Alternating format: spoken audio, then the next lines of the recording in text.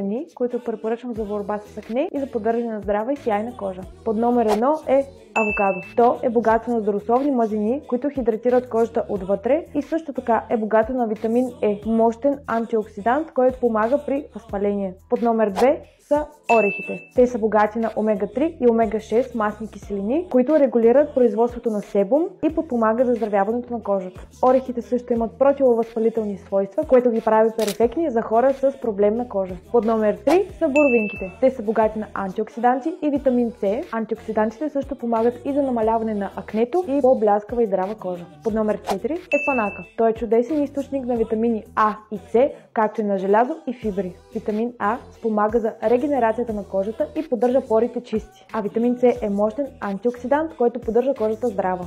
И под номер 5, не на последно място, е киселото мляко. То съдържа пробиотици, които балансират чревната флора и подпомагат здравето на кожата. Здравите черва означават по-малко възпаления и акне. Аз съм Мартина, част от екипа на Diamond Clinic. Последвани за още полезна информация. Правилното хранене е ключова част от грижата за кожата и тези храни ще ви помогнат да намалите възпаленията.